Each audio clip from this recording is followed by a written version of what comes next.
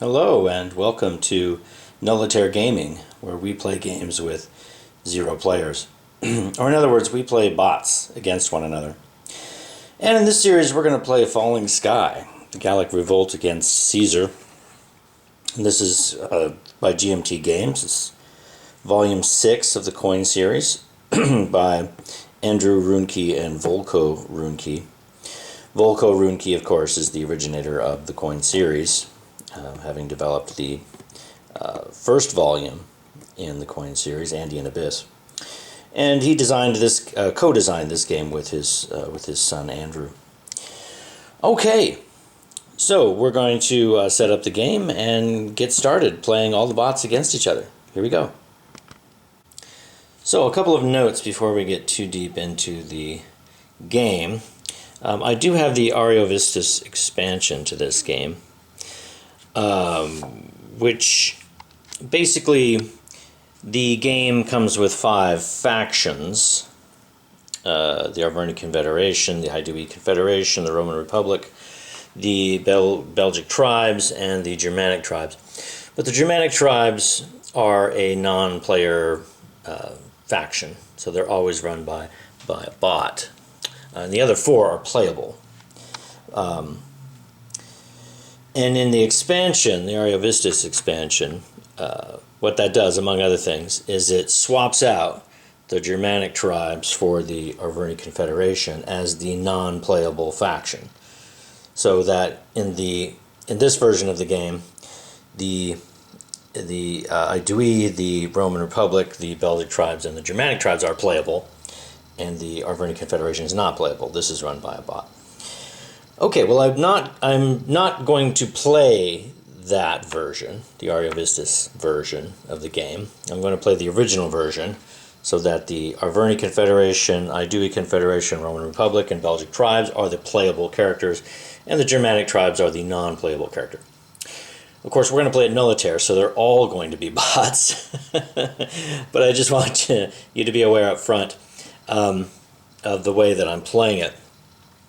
That means that this board here in particular is a little bit confusing because it has extra spaces, but those are only relevant to the Ariovistus expansion. So these settlements are not a part of this version of the game, and the Germanics don't have a leader, and they don't have these extra 15 warbands. They simply have 15 warbands and these 6 potential allied tribes. All right. Another note, though, is that the Ariovistus expansion came with a new edition of the bots for the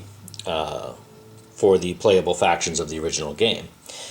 So this is a second edition of the bots. Okay, and there's an associated second edition of the flowcharts. I am going to play with these.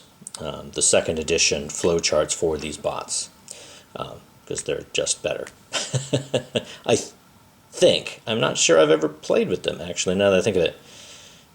I might not have ever played with these, so we'll see. Okay, anyway, we're going to do the second edition of the flowcharts for these bots, but we're playing the original version of the game, not the Ariovistus expansion. Okay, with that in mind, I'll continue setup and we'll get started. Okay, the game is set up. A couple of notes about this setup. In this particular scenario, we have some special setup for the first winter quarters round.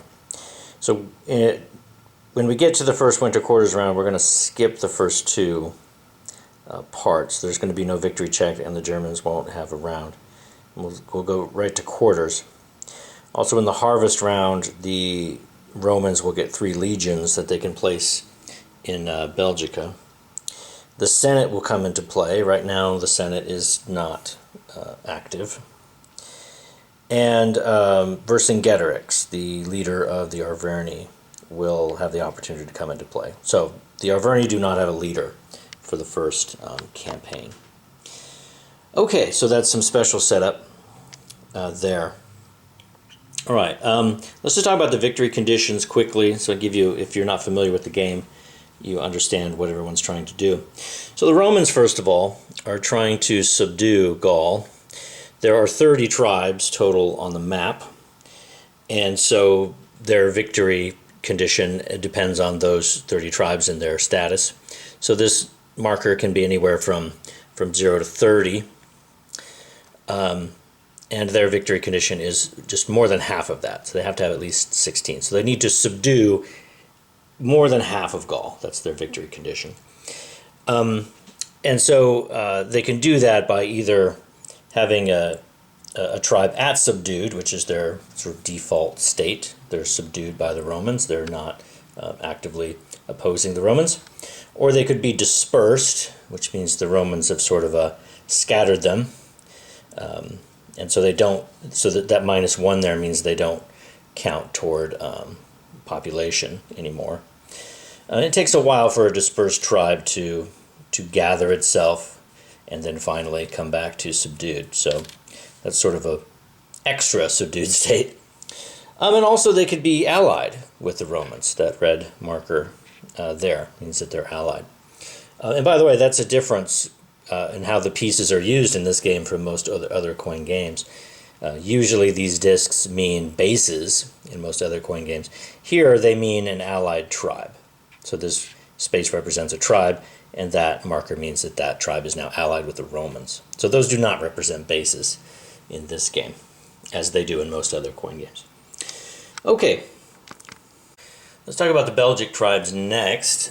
Their victory condition is simply control plus allies. So they want to develop allies and they want to control population is what they want to do. So keep the Romans out for the most part, and keep their territory under their own control. Okay, and the Arverni next, their victory conditions are they just want to destroy legions. They want to give Caesar and the Romans what for. So their victory condition is simply off-map legions. So any legions that aren't on the map, either because they've been killed in battle, the fallen legions box over here, or because the Senate has recalled them or something like that. Whatever gets the legions out of Gaul is what makes the Arverni happy. Okay, and the Aedui, the last one, the last playable faction, they care about having more allies than everybody else. So they keep track of their victory condition here. So other most allies here. So that's just whatever faction has the most allies. That's what this marks. And they want to have more allies than anybody else. So they're, they want more friends than everybody else. They want to be more popular. All right, and remember, of course, the Germanic tribes are technically a non-playable character, so they don't have any victory condition. All right, I think that's it. I think we're ready to go. I've drawn the first card here, which is Luctarius, and the Arverni will be first up. Okay, let's work through the flow chart for the Arverni, see what they'll do this turn. So first up, Vercingetorix, or 10 or more Arverni warbands where Romans or Aedui have an ally, citadel, legion, or greater than 3 pieces. Well, Vercingetorix is not on the map. We know that. He's still waiting over here for the first winter quarters round. And there's no space that has more than 10. 10 or more, I should say, Arverni warbands. So that's no to that one. Next up, Arverni by sequence of play may use the event. Yes, definitely true. The event box is open for them. No one has done anything yet, so obviously they can do that. Next, event ineffective, capability in final year, or no Arverni. So no Arverni means this symbol is on the card, the cross swords behind this, the faction symbol, which I kind of imagine as an X, crossing it out. That means whenever we see the cross swords behind a symbol on the card, neither of these cards have any of that symbol, but if you ever see the cross swords behind the symbol, that means that that faction will never take the event. They don't want the event. Okay, we don't see that here. All right. So we still need to check and see if the event is effective or it's a capability in final year. We're not in the final year, so we need to see if it's effective.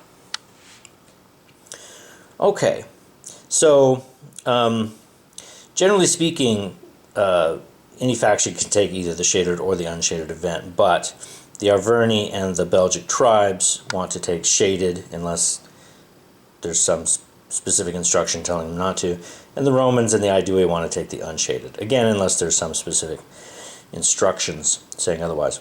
So we'll look at the shaded event here. Daring Cadurcan. Okay.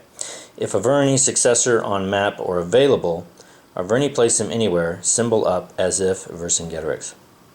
Okay, so this is like a replacement leader for if Vercingetorix had died. But of course, he hasn't died. He hasn't even been born yet, so to speak. He's not even on the map. All right, so this is an ineffective event. So the answer is now yes, the event is ineffective. So next, 0 to 8 Arverni warbands on the map, or Rally would place 2 or more ally citadels or 6 or more pieces. Well, there are 0 to 8 Arverni warbands on the map. There are only 5 on the map right now. Okay, so that's a yes to that question, and that means that the Arverni are going to rally. So the Arverni are going to rally, and they can do that in any location as long as it's not devastated. They can only do that where Vercingetorix happens to be, and of course he's not on the map right now. But no worry, there's no devastated regions anyway. Costs them 1 resource per region. And here's what they can do. If they have control, or Vercingetorix is there, again, he's not on the board yet, they can place an ally. Or if they have a leader, ally, or citadel, then they can place warbands equal to their number +1. Or if Arverni ally in a city, replace it with a citadel. Or if the Arverni home region, place a warband. And Vercingetorix gets to place both allies, citadels, and warbands. All right. Well, our rally for the bot says wherever able to place a piece. First citadels, then allies, then most warbands. So we want to place citadels first. That means that we're looking at this one. If Arverni ally in city, replace with a citadel. All right, well, we do have an Arverni ally in the city right here. This is the city of Gergovia, and it's the Arverni tribe itself. So, first thing the Arverni are going to do is replace that with a citadel. So simply take the first citadel and replace it, like so. Okay, that costs the Arverni 1 resource. They're down to 4 now. Okay, and there are no other places where the Arverni have allies in a city. Okay, so that's the only citadel they're going to be able to do. So next is allies. So the part of this command where that is relevant is if Arverni control or Vercingetorix, place an ally. Okay, so we're looking for Arverni control. They've already selected this one, so they can't select it again. Here they have Arverni control, so they can put an ally there. So the Arverni have a choice here between 2 tribes to place an ally. And so we have to figure out which one they're going to choose. This non-player guidelines summary doesn't say anything in particular about choosing a tribe when faced with a choice, except for random selection. That's the only thing it says. And even going to the rule book, here we have selecting regions, tribes, or targets. Nothing in here specifically says anything about choosing equal priority tribes, except, again, random selection. So, even though in this case it might seem like they should prioritize the city where they could potentially put a citadel, I'm trying to play these bots as written, and so it seems that they're going to choose randomly between those 2. So the Arverni rolled a die. They rolled a 5, and I had decided that 1, 2, and 3 would be this one, and 4, 5, and 6 would be that one. So they will place a new tribe there, and that will cost them 1 resource. So that's the last place they can place any allies. They'd like to place war bands now, But the problem is they can only place warbands where they have a leader, an ally, a citadel, or in their home region. But all such regions have already been selected. So there's no more areas that they could select for rally. So that's it for rally. Now they'd like to select a special activity to go with it, so following the flow chart. They'd like to choose Devastate, but the problem is Devastate, its location says any Arverni controlled regions within one region of Vercingetorix or with his successor. Okay, again, Vercingetorix is not on the board, so no devastation can happen. Alright, so if they can't do that, then following the flow chart down, they'd like to entreat. But once again, we're going to have the same problem with entreat. Location, regions with hidden Arverni, and within one region of Vercingetorix or with his successor. So again, no special ability because Vercingetorix is not on the board yet. Since entreat and devastate are the only possible special activities that can go with rally, the Arverni are not going to use a special activity this turn, and therefore they ended up taking a command only and no special activity. They'll place their marker right there. So the next faction will only have a limited command available. So a special note right here, I've said this in previous videos on this channel, I don't like cheater bots. Any bot that doesn't play by the rules that all humans have to play by is a cheater bot. And I don't allow cheater bots in my games. So, the way these bots were written, they have this special instruction, non-player commands not limited. When a second eligible non-player by the sequence of play is to execute a limited command, the non-player instead receives a full command plus a special ability option. Okay, and I get, no shade against the designers of these bots. I get the point. These bots are designed for solitaire play, and it's very difficult to design a bot for solitaire play that's really going to give a human player a run for their money unless you build in some cheater rules like this and allow the bots to be more powerful at the beginning to make up for their lack of flexibility and their lack of ability to adapt to gameplay situations. So I get the point, but with a Nullitaire game, those reasons are non-existent. So we can just get rid of this rule. That's the way I tend to play Nullitaire. And when a bot is presented with a limited command only, that's all it gets. So it will play by the same rules as humans do. So it's the Romans' turn now, and remember that they are only being presented with a limited command. So we'll see what they want to do with that. So let's go down the flowchart for the Romans. First point, Caesar or legion with enemy, ally, citadel, leader, or control, or where enemy battle or rampage now would force loss on legion or Caesar. Alright, well the only legions or Caesar on the map is up in Britannia. There's nothing going on up there. They have control, there's no enemies. So that's a no. Okay, carrying on. Enemy at 0 plus victory, and Caesar with legions and 4 plus auxilia. Well, Caesar doesn't have 4 auxilia with him, so I guess this is a moot point, but when I first read that I thought that that's a rather funny way to say that an enemy has met their victory condition. Right? Enemy at 0 plus victory. But that's actually not what it means. I had to go check the rules on this, but the way victory margins are calculated, there's a note here. The margin will be positive if the faction has reached its goal, negative or 0 if not. So to say that a faction is at a 0 victory is to say that they're 1 point off, actually. They haven't met their victory condition yet, but they're very close. They're 1 point off. So, for example, the Aedui here, who just want to have more allies and citadels than anybody else, supposing they had 4 on the map, and this was at 4, then their victory margin would be 0. That's the difference between the two. They're not winning until they have more. Then their victory margin will be 1.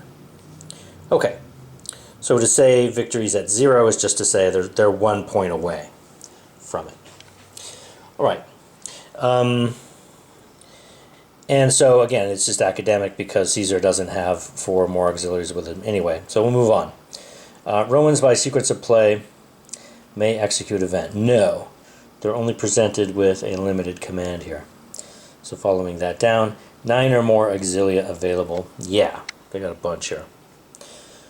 All right, so the answer to that is yes. Therefore, they're going to recruit. If would add 2 or more allies or 6 or more pieces total. Okay, well, we have to find out if that's going to be the case. Remember, they only have a limited command here, so it's not clear that they're going to be able to do that much. Okay, here's the instructions for recruit.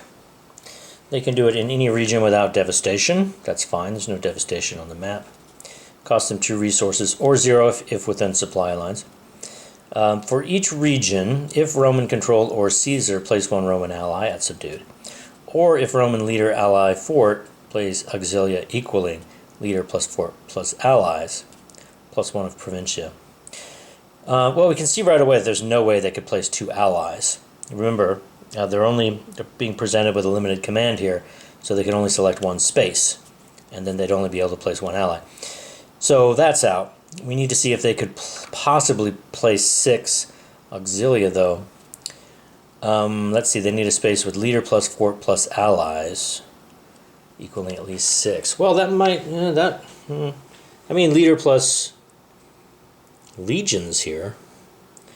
Yeah, that doesn't work. We need leader plus fort plus allies. So this is just 1 leader, no allies, no fort. Okay, well, it looks like there's no space on the map that's going to qualify for placing at least 6 allies in the space. All right, so the Romans are not going to recruit. They're going to look for something else.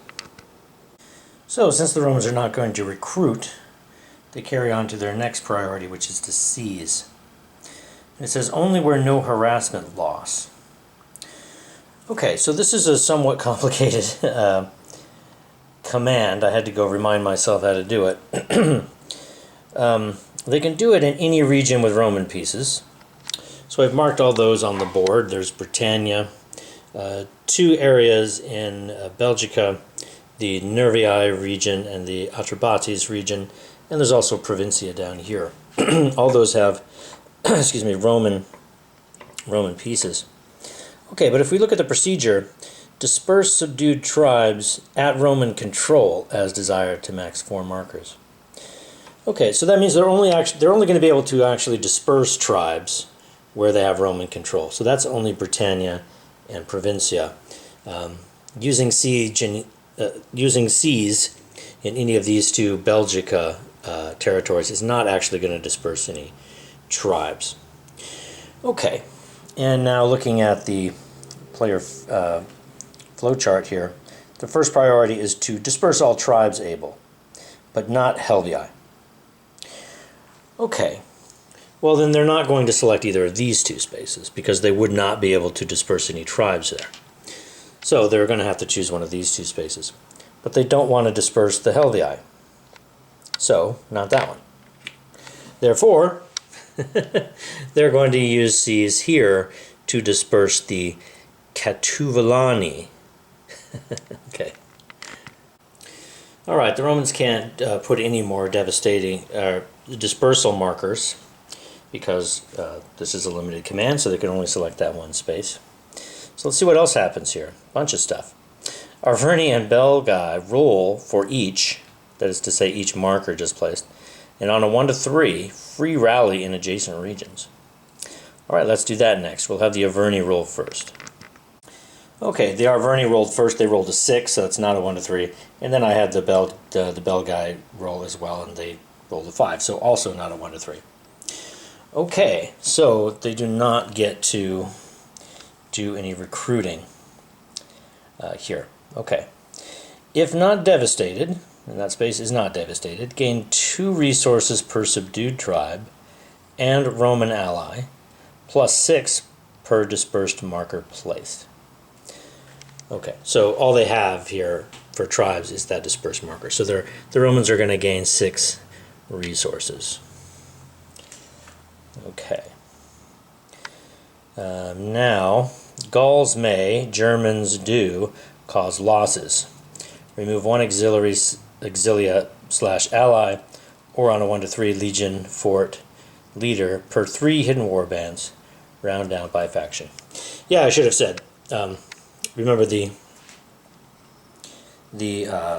instructions here on the flowchart said only where no harassment loss. So I already knew there was going to be no harassment loss here, because there are no underground warbands there to cause them any harassment loss. So nothing happens there. Okay, and I think that's the end of this. Yeah, that's the end. The Romans did a limited command. The next card is Clodius Pulcher, and the Romans are ineligible, so the first faction up will be the Belgae. So if we look at their flowchart, starting with the first one here, Ambiorix, or 4+ Belgic warbands, where non-German enemy has an allied citadel, legion, or 4+ pieces. Well, we have Ambiorix on the board, and he is with a non-German enemy, the fort there. But this says he has to be with an allied citadel or legion, so that's none of those. Okay, and we do have other spaces with Belgae and non-German enemies, but not enough warbands there. There have to be at least 4. Alright, so the answer to this is no. Belgae first on upcoming but not current card. That's not true. The upcoming card has them last, actually. Okay, so no to that. Belgae by sequence of play may use the event. Yes, they may. Event is ineffective or capable in final year, or has the no Belgae sign. Okay, well, we'll have to look at the event now. It doesn't have the no Belgae sign on it, so we'll look at the shaded event here and see if it's ineffective. It says Caesar stalwart murdered. Roman leader if on map to Provincia. Romans ineligible through next card. Executing faction eligible. Well, that's definitely effective. That would send Caesar back to Provincia, make the Romans ineligible through the next card, and the Belgae would still be eligible for the next card. Okay, so they're definitely going to want to take this then. It is effective, it's not a capability, it doesn't have the no Belgae sign, so they're going to execute it. No special instructions here because we don't see the laurels, so they're just going to do the shaded text. Okay, so they're going to do this. Okay, so Caesar has been recalled to Provincia. The Romans are going to be ineligible through the next round. I like to show that by simply turning their eligibility marker over. So when it's time to move these back over to the eligibility side, I'll see that and I'll know that just gets to flip over and stay there. Okay, so the Belgae did the event, but they're going to remain eligible in the next round, so I don't quite want to put them there, so I'll put them there to remind me that they go back to eligible at the end of this round. So the Aedui are up next, and they can take a full command and special ability here. So let's see what they're going to do. So, Aedui first on upcoming but not current card, and roll a 1-to-4. Well, yeah, they are first on the upcoming card, actually. And they were not first on this card. So I had them roll on that, and they rolled a 5. Okay. So they're not going to pass to try to take advantage of that, being first on the next card. So, no. Aedui by sequence of play may use the event. No. Battle would force loss on enemy leader, ally, citadel, or legion.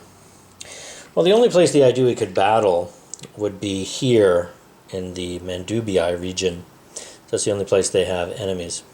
And there's no way these 2 warbands are going to get through those 3 to remove either of those allies. So no, that's not possible. 0 to 4 Aedui warbands on map, or rally would play citadel, ally, or 3 or more pieces. Yes, that's true. There are exactly 4 Aedui warbands on the map, and rally would replace an ally with a citadel, at least. So they're going to do that. They're going to rally. They're going to do it wherever able to place a piece. First to replace a city ally with a citadel. So the rally command says they can do this anywhere where there's no devastation. It costs them 1 resource per region. And in each region, if IDUI control, place an IDUI ally at a subdued tribe, or if IDUI allies or citadel, place warbands equaling up to their number, or if IDUI allied city, replace ally with a citadel, or if the IDUI home region, place one warband. Okay, so they want to place the citadel first, and that's what they've done. They replaced the allied tribe there in Babrakte with a citadel, and that cost them one resource. The next priority for rally is to place all allies able. And they can only place allies where they have control, and they don't have control of any other space on the board. They've already selected the one where they do have control, so that does nothing. So next is place all warbands able. Well, they can place warbands only where they have allies or citadels, or in their home region. Well, they only have allies or citadels here in this one place, and this is their home region, and they've already selected that space. So they can't do any more rally there. That's it. That's all the rallying the IDUI can do, just putting in that one citadel. Okay, the IDUI would now like to do a special ability, so they'd like to trade, but we have some conditions. They'll trade only if these conditions are met. IDUI battled? No, they did not. Or IDUI resources 0 to 9? Yes, that's true. They're at 4 right now. Or IDUI plus Roman resources less than 15. That is not true. Together they have 18. But it doesn't matter. One of those disjunctive requirements was met. IDUI resources 0 to 9. And, okay, so they also have to satisfy this one. IDUI are second eligible? Yeah, that's true. They are second eligible. Or trade would add 3 or more resources. I don't know yet. But anyway, they were second eligible, so both these conditions are satisfied. They will do this.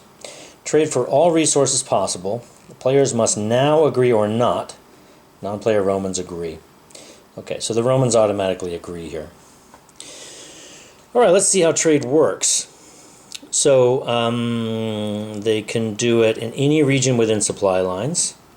Oh, I see. That's why the other factions have to agree or not. They have to agree about supply lines.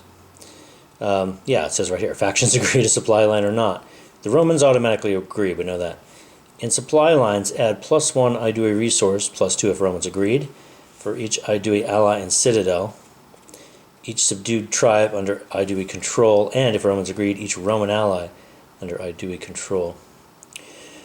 Okay, so 2 if Romans agreed, for each ally and citadel. Well, I think that's just going to be 2. So supply line means that we can draw a line through connecting adjacent regions back to Cisalpina. And they can easily do that from the IDUI region through Provincia, where the Romans agreed to supply, to Cisalpina. Okay, so they should get 2 resources for this citadel. They don't have any subdued tribes under their control, and they don't have any Roman allies under their control anywhere on the map. So this is the only control they have, so they'll get 2 resources for that in trade with the Romans. Okay, so that will be the end of their turn. The next card is Convictolitavis, and the Arverni are first eligible here, because the IDUI are not eligible this time around. Okay, so we'll look to the Arverni flowchart. So starting at the top of the Arverni flowchart, Vercingetorix or 10 plus Arverni warbands where Romans or IDUI have an ally citadel legion or more than 3 pieces. No, Vercingetorix is not on the map, and there's no place where the Arverni have 10 or more warbands. So no. Arverni by sequence of play may use the event. Yes, they may. The event is ineffective, a capability in the final year, or no Arverni, which would be this symbol. That symbol's not there. Okay, so we need to read the event and see if it's effective. It is a capability, but this is not the final year. Okay, so the capability says contest with COTUS escalates. Resource costs of IDUI commands are doubled. Okay, well that would be pretty bad for the IDUI. Alright, well it is effective. That would certainly do something. So it is effective, it is a capability, but not in the final year, and it doesn't have the Nora Verney. Okay, so the answer is no to all that. So they rolled a die, and on a 1 to 4 they will take the event. Okay, they already rolled on that, and they rolled a 1. Alright, so they are going to take this event. Okay. So the Arverni have taken the event, which is now set to the side over here, and noted that the shaded capability is in play. Also, a thing I like to do is I like to put little bits of post-it on these charts to remind me when there's some unusual gameplay mechanic in play. So I put it on the costs of each of these. Raid costs nothing, so doubling that cost doesn't do anything, but everything else has a cost. So each of these are now doubled. So the Belgic tribes are up now. They can take a full command and special activity. Alright, so working down their flowchart, Ambiorix or 4+ Belgic warbands where non-German enemy has an ally citadel legion or 4 or more pieces. No, that's not true. There's no place with 4 or more Belgic warbands, and where Ambiorix is, you won't find any of these things. Okay, so no. Belgai first on upcoming but not current card. No, the upcoming card does not have the Belgai first, so that's no. Okay, the Belgai by sequence of play may use the event. No, the event was already taken. Rally would add Belgic allies Citadel 3+ Belgic warbands or Belgic control. I've already worked this out, and the answer is yes, so let me walk you through it. So they want to rally wherever able to place a piece. First they want to replace a city ally with a citadel. Alright, so let's look at the rally command. They can do this anywhere that's not devastated, but no place is devastated right now. Costs them 1 resource per region, or 2 if outside Belgica. So the procedure, in each region, if Belgic control, place a Belgic ally at a subdued tribe, or if Belgic allies or citadel, place warbands equaling up to their number, or if Belgic allied city, replace ally with a citadel, or if region in Belgica, place 1 warband. Okay, so they want to try to place a citadel first. That must be where they have control and where there's a Belgic allied city. And there's no such place. None of the cities, there are no cities under Belgic control, I guess is what I should say. The places with Belgic control have no cities, so we can't put a citadel. Okay, next up then is they would like to place all allies able. And they can definitely do that. They can place allies, as long as they have control, they can place a Belgic ally at a subdued tribe. Okay, so they have control in 3 areas, 2 of which have subdued tribes. So they're going to place allies in those 2, Morini and Nervii. So the Belgai pick up 2 allies. That costs them 2 resources.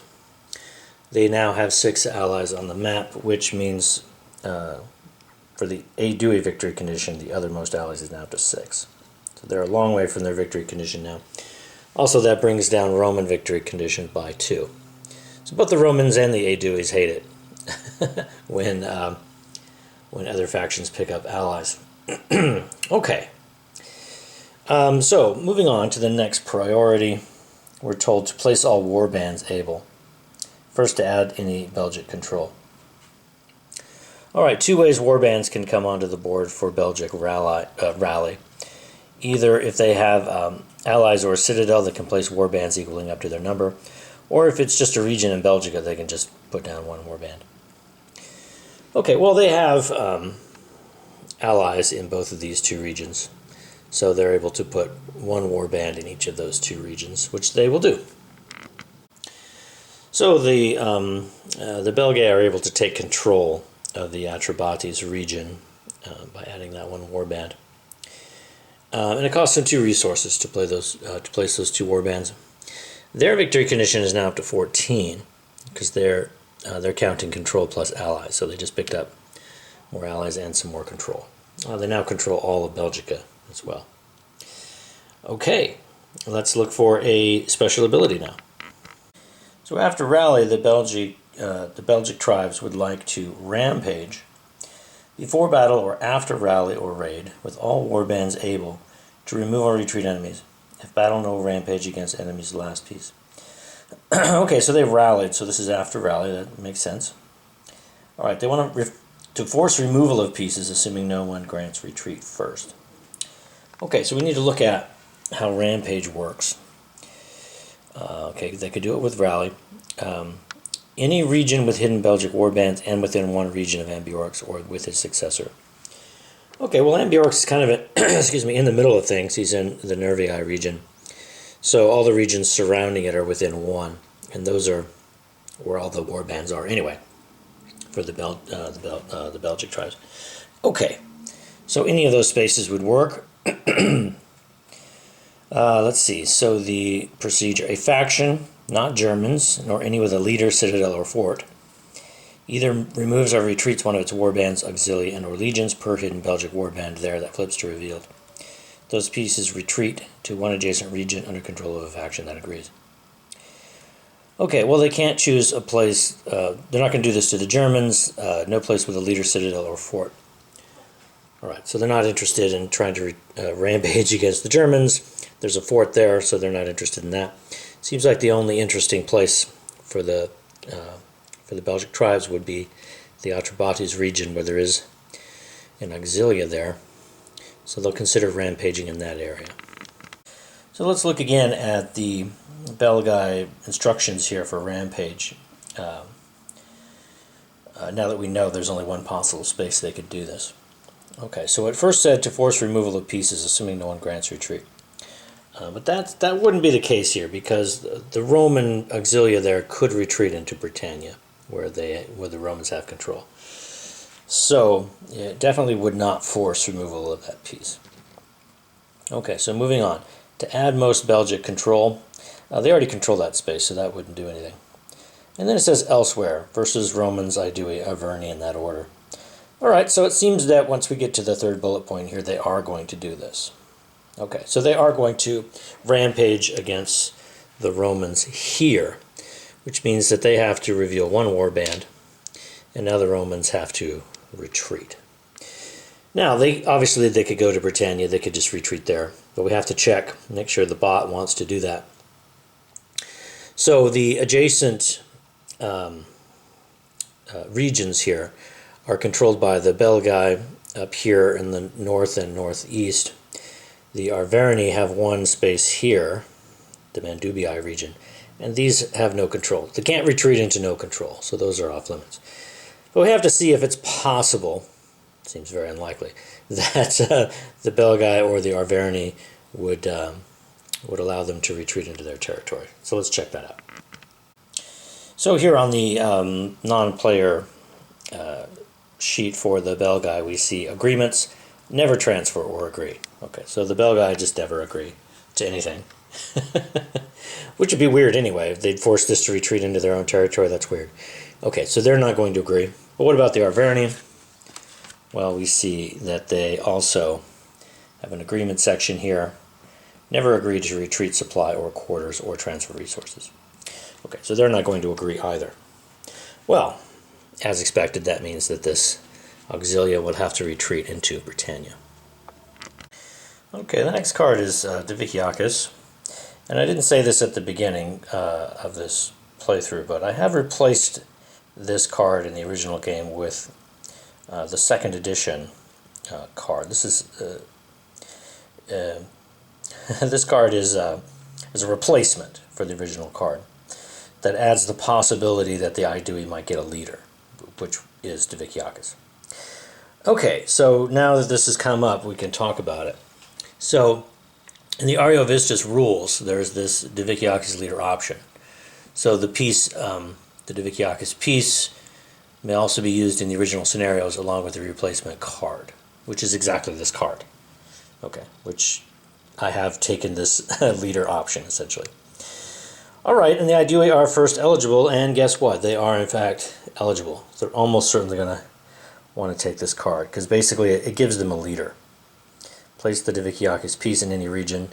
Ariovistus, Diviciacus leader rules apply. Alright, so that would make the Aedui a bit more powerful. So let's go through the flow chart and make sure that they actually want to take this. The Idui first on upcoming, but not the current card. They're first on this card, so no.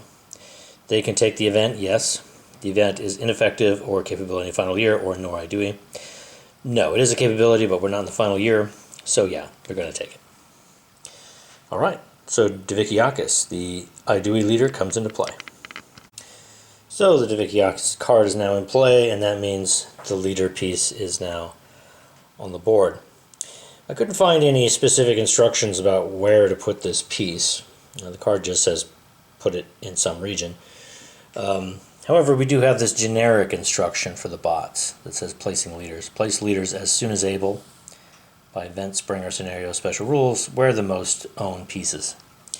Alright, so that's why the Idui area was selected, because the Idui have 3 pieces there. It's more than anywhere else. Alright, so Divikiakis comes into play there. Alright, let's talk about the new rules that are in play now. This is from the Ariovistus rule book, which describes the leader and what the leader does. So, if Divikiakis is on the map, it restricts the Idui special abilities to his own or adjacent regions. So that actually is makes the Idui slightly weaker, actually, because now they can only do special abilities within one region of where the leader piece is, whereas before they could do their special abilities anywhere. So they're slightly weaker in that respect. However, they're a lot stronger in this respect. Within one region of Divikiakis, if Romans and Idui agree, they may treat Idui warbands and auxilia together, each as the other for Roman and Idui commands and special abilities, and for defense in battle. Okay, so this makes the Romans stronger too. So now, if within one region of where Divikiakis is, the Idui can now use auxilia as though they're, as long as the Romans agree, as though they are Idui warbands, and the Romans, on the other hand, can use the Idui warbands as if they're auxilia. Again, if the Idui agree to that. Okay, so the Idui and the Romans have become a lot more powerful in that respect. Okay, another issue, another thing that this changes is Divikiakis in battle may not absorb losses until he is the last possible piece to do so. A loss removes Divikiakis only on a roll of 1. Okay, design note, Divikiakis, most active early in the Gallic War, was more politician and diplomat than military leader. Okay, so this just rules about how he leaves, how he can be defeated in battle.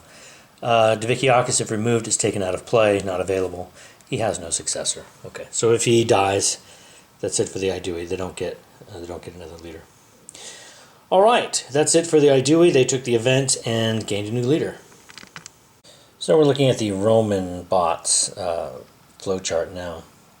Caesar or legion with enemy, ally, citadel, leader, or control, or where enemy battle or rampage now would force loss on legion or Caesar. No, that's not true. Caesar is down here in Provincia. There's no enemies to battle there, and all the legions on the board are up there in Britannia, where there are no enemies to battle either. So no. Enemy adds 0 plus victory, and Caesar with legions and 4 or more auxilia. Well, Caesar is not with legions and 4 or more auxilia, so this is kind of academic anyway, but let's look at the victory conditions, because the Belgae are actually pretty close. Remember, 0 plus victory margin means either at victory or 1 point less than victory, because that would be 0. So the Belgae are actually very close. They're at 14. If they were at 15, then they would be at 0 plus victory. It looks like the Arverni are at victory, because the off-map legions here are at 7. But that's a little bit misleading, because the Arverni actually have 2 victory conditions. They have to meet that one, but they also have to have at least 9 allies on the board. So you can see that these are a different color to indicate that, and there's a little dotted line around the 9 to tell you that if you can see one of these numbers, then they're at that victory condition, but they're not. All right, and the Aedui are at -5 because the Belgae have 6 allies on the board. All right, anyway, the answer to that is no. Okay. Romans by sequence of play may use the event. No, it's already been used. 9 or more auxilia available. Yeah, I'd say so. Alright, so they are going to recruit. If would add 2 or more allies or 6 or more pieces total. Yes, it would. They'd like to build before recruiting, or scout after. Alright, so they'd like to build first. And they can do a special ability here, so they're going to go over to build before recruit or after march. Alright, they're going to place all forts able, then subdue all the allies able, and then place all the Roman allies able.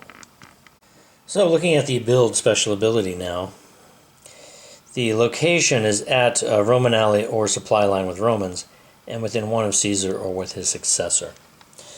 Well, Caesar's down here in Provincia, so the only places that could be selected have to be within one of Caesar.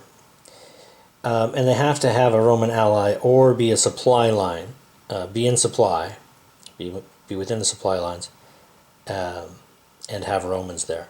Okay, so these other 3 areas are just not going to work. There's no Romans in any of those, and there's no allies. So the only place that the Romans could build would be here in Provincia. And there is a subdued tribe there, so they could put an ally right there. So let's see what the procedures say. Each region place a fort, and or once Roman controlled, and if not selected for siege, place 1 Roman or remove 1 non-Roman ally, not a citadel. Well, there's already a permanent fort in Provincia, so they're not going to place a fort. But they could potentially put an ally there at the Helvii tribe. Let's see if they want to do that. So back to the bot instructions. Place a fort, place all forts able. They can't do that. Subdue all allies able. The Helvii are already subdued. Place all Roman allies able. Okay, so they do want to do this. They'll place an ally at Helvii. And they have to pay for this, even though it's a special ability. It costs 2 resources per fort or ally placed or removed. So the Helvii are now allied with the Romans. That cost the Romans 2 resources. They're down to 12. Okay, back to recruiting. So they did the build. Now they want to place all the allies they're able to.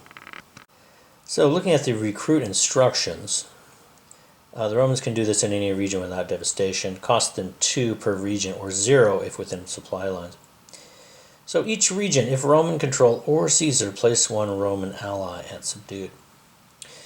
Well, the Romans just placed an ally at Helvii, so there's no more allies they can place there. The only place they have control otherwise is Britannia, and that tribe is dispersed, so they can't put an ally there. Okay, so the first part of this, place all allies able. They weren't able to place any. Okay, so next they're going to place all auxilia they're able to. So going back to the instructions, or if Roman leader, ally, or fort, place auxilia equaling leader plus fort plus allies, and they get a +1 if they choose to do this in Provincia. Okay, so they have allies up here in Belgica, and there's a fort even in the Nullitaire region, so they could place an auxilia there. They could place 2 here, and down here in Provincia they could place 1 for the fort, 1 for the ally, 1 for Caesar, plus another 1 for being Provincia, so they could put 4 there.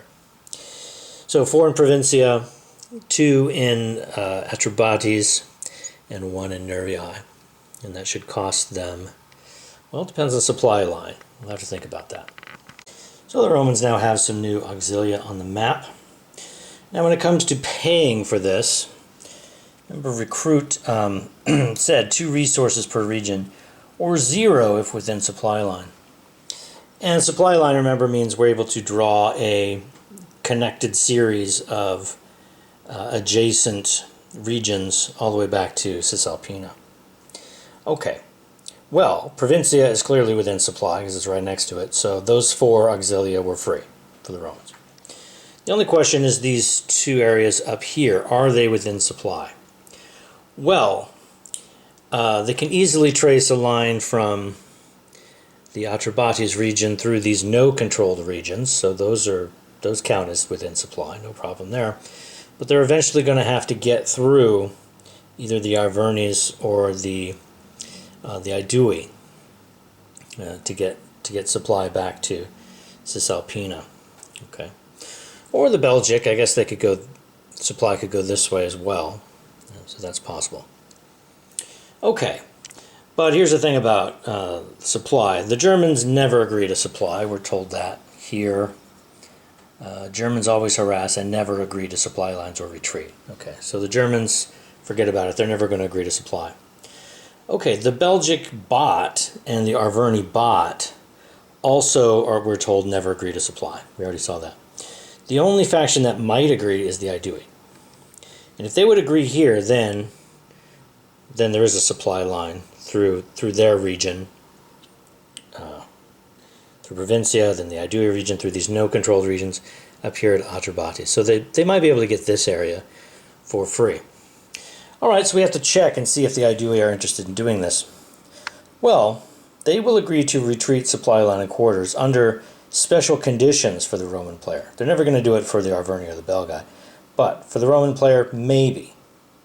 Okay, so we have to check these. In this case, the bottom one is what matters. If Roman victory is greater than 12, then no. All right, right now Roman victory is at 17. So the idea we're going to say no, you can't have supply lines through here. That means the Romans had to pay 2 for the auxilia they put in Atrebates, and also another 2 for the 1 auxilia they placed in Nervii. Okay, so they're now down to 8 resources.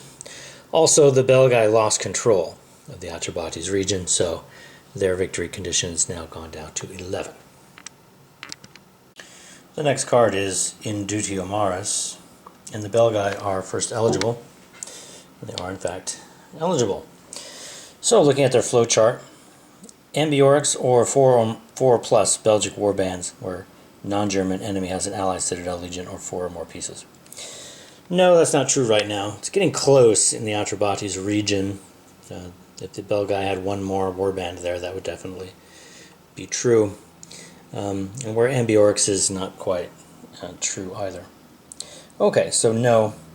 Belgae first on upcoming but not current card. Turns out they're first on both, so no. They may use the event, yes. The event is ineffective or capable in final year or no Belgae. Alright, so we need to look at the event now. The shaded portion is what matters here. Belgic inspired revolt. Remove any ally or marker from Treveri and Ubii. Place Belgic ally, 2 Belgic, and 1 German warband at each. Well, Treveri is already allied with the Belgic tribes, but Ubii is not. And this certainly would be effective. I mean, they would remove this, but then immediately put it back. And then place some, and put an ally in Ubii, and place some allies there along with a couple of German, they place some warbands there, along with a couple of German warbands. So that's definitely effective. It would do something. So the answer to that is no, it's not ineffective. So they're going to do it. All right. So the Belgae picked up another ally there, and so their victory margin is now at 12. So looking at the Arverni flowchart now, we start with Vercingetorix or 10 plus Arverni warbands where Romans or Aedui have an ally citadel legion or greater than 3 pieces. No, again, Vercingetorix is not on the map yet, and there's no place that has that many Arverni warbands. So no. Arverni by sequence of play may use the event. No, it's already been used. 0 to 8 Arverni warbands on the map.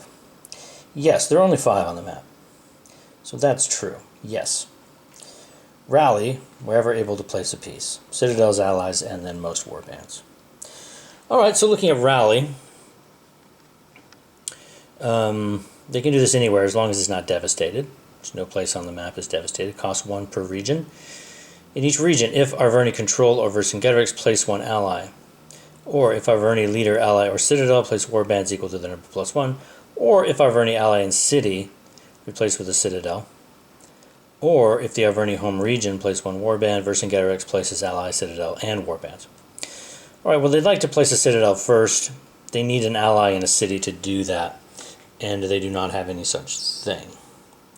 They already have a citadel there. Okay, so the next priority was placing allies. And according to our instructions, they can place an ally as long as they have control. Alright, well they control 2 regions that have some subdued tribes that could become allies. Here, Mandubii, that could become an ally. And down here, the Arverni home region, there are 2 possible allies there. So they're going to choose those areas first to place allies. So the Arverni pick up a couple of new allies. I just selected randomly between these 2 possible tribes here, just with a random die roll. It costs them 2 resources to do that. Okay, so next on the priorities is placing warbands.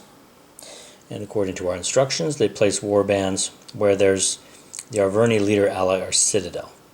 Or they can place 1 warband in their home region. Well, the problem is all such regions have already been selected for placing allies. So the Arverni are not going to be able to place any more pieces using rally. So that's it for the Arverni rally. Now they'd like to select a special ability. They'd like to devastate if possible, and if that's not possible, they'd like to entreat. But we saw this before already. Both the entreat and devastate commands, special abilities, require that the region selected be within 1 region of Vercingetorix, or with his successor. They both require that, within 1 region of Vercingetorix or with his successor. And once again, Vercingetorix is not on the board yet. He won't come out until the first Winter Quarters card. So they're not able to do either entreat or devastate. And those are the only special abilities possible with rally.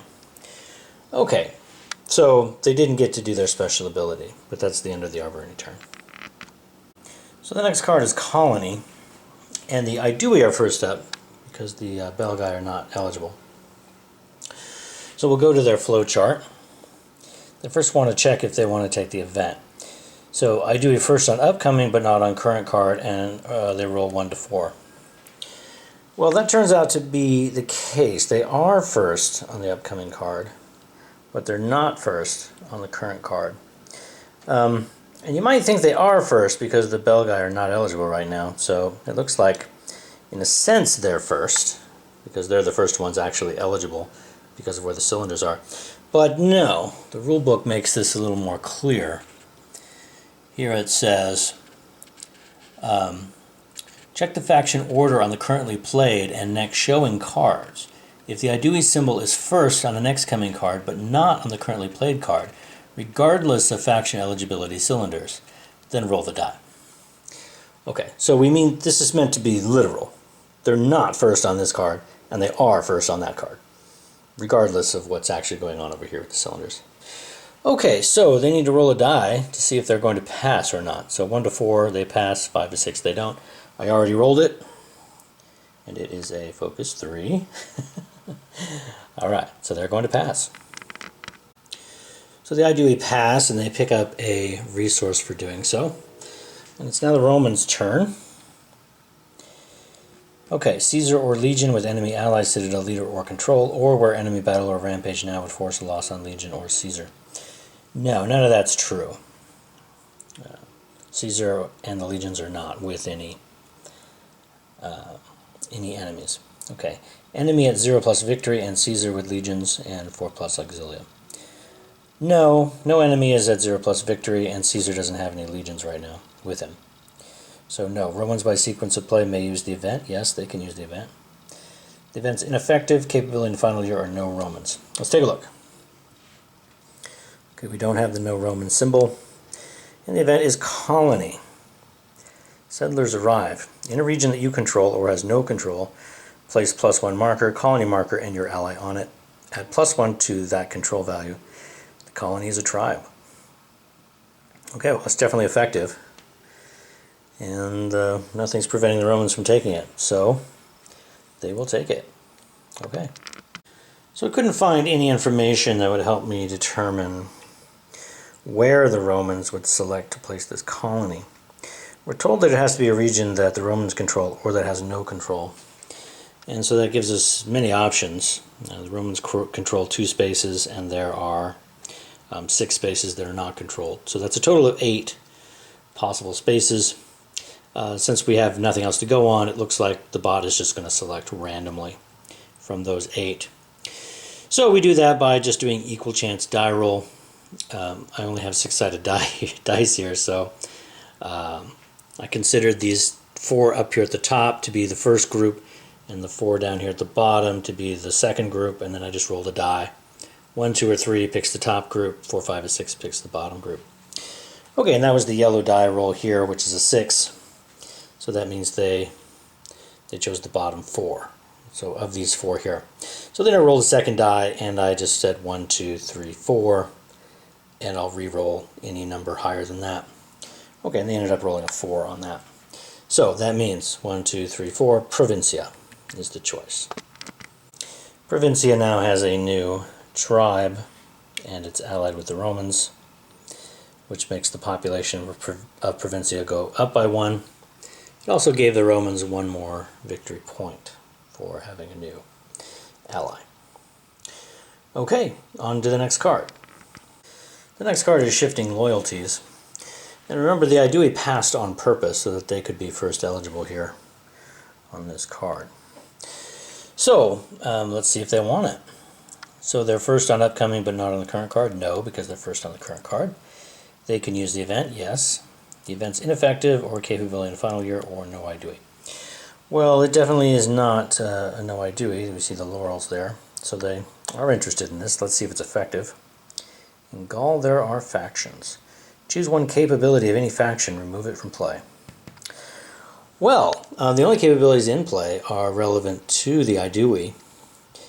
So, actually a surprisingly shrewd move from the Aedui bot here, because if anyone else got a hold of this, they could have taken out the Aedui leader by getting rid of that capability. So, the Aedui are definitely going to want this, I think. Okay. So it looks like it's effective. It does have those laurels on it, though, so we're going to have to check the special instructions here before we do anything. So here are the special instructions for the Aedui. So for this card, Shifting Loyalties, select a shaded capability affecting a player Gaul. Oh, by the way, I always treat the bots as players. So whenever it says a player, that'll refer to our bots. It's fine. Then with Aedui symbol first on the card. Okay, well, as expected, they would want to get rid of this shaded capability. That's doubling the cost of their commands. All right, so that's what the Aedui will do. They'll select this shaded capability and take it out of play. So the Belgae are next eligible, so we'll go through their flow chart. Ambiorix or 4+ Belgic warbands where non-German enemy has an ally Citadel Legion or 4 or more pieces. Still not true. So, Belgae first on upcoming but not current card. That is true. They are first on the next card, and they're not first on this one. Okay, so they had to roll a die, and they rolled a 2. Alright, so they're going to pass and hope to take the next card. They pass and get 1 resource for doing so. The Arverni are up next. So Vercingetorix or 10+ Arverni warbands, blah blah blah. Okay, still not true. Vercingetorix is not on the board. There's no space that has that many Arverni warbands. Okay, by sequence of play, they can use the event. No, it's already been used. 0 to 8 Arverni warbands on the map. Yeah, there's still only 5 on the map. So the answer is yes, they're going to rally. First to place a Citadel, then allies, then most warbands. This time the Arverni can place a Citadel because they placed an ally in Mandubii last time. So they can place a Citadel there this time. So they'll do that first, and it'll cost them 1 resource. So they have a new Citadel there. Now they'd like to place allies. The only place they can place an ally is down here, the Volcae. So they will do that, and that will cost them 1 resource. So once again, that's the end of rally for the Arverni because they've already selected all the places they could possibly place any war bands. And worse than that, they're actually out of resources too. So that's it for their rally. Also, they can't use a special ability because both the special abilities that they can use with rally require Vercingetorix to be on the map, and he is not. So that's it for the Arverni. On to the next card. The next card is Arduena, and the Belgic tribes are first eligible. So we'll look at their flow chart. So once again here, Ambiorix and 4 or more Belgic warbands. There's no places with either of those. So that's no to that. Belgai first on upcoming but not on the current card. They're first on both, actually. So the answer is no. The Belgai by sequence of play may use the event. Yeah, they can use the event. Is it ineffective or capability final year or no Belgai? Well, we've got to check it out now. It's not no Belgai. It's not a capability. So we have to read it and see if it's effective. Gaul's Great Forest. Romans or a Gallic faction may free march into either or both the Nervii or Treveri regions, then execute a free command except march in one or both, then flip all friendly pieces there to hidden. Well, here's Nervii, there's Treveri, so they can free march into either or both of those regions and then do a free command there. Okay, well that definitely would be effective. Even if they didn't march, they could do free commands there to at least rally. Yeah, so this would be effective. Okay, so they're going to do it. Okay. So the Belgai are going to free march into either Nervii or Treveri. Now when bots are given free commands, they follow the flowchart. That's what we're told here. It says follow that faction's non-player flowchart to implement them. In this case, the flowchart actually has 2 different march areas. There's the box here for marching, and then there's one further on, down here. Luckily, there's one sentence in the rule book that tells us what to do in this particular case. For free march, when the flowchart does not point to a particular march box, use the bottom one. Okay, so I think how we read that is we're supposed to just go through the flowchart like normal,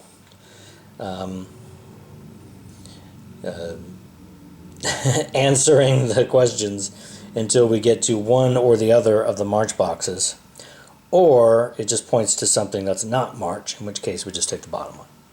That's how I read that. So that's what we'll do. Well, it actually turns out we don't have to think too hard about this, because we know the Belgai are not going to select to battle. They're not satisfies these conditions. And that's the only way to get to this march box anyway, is if they don't battle here, then they march. It's the only way to get there. Okay, so we know we're going to be in this march box. So we're going to march according to these instructions. So let's look at these march instructions. So march into up to 3 regions. Well, we've already selected the 2 regions, Nervii and Treveri.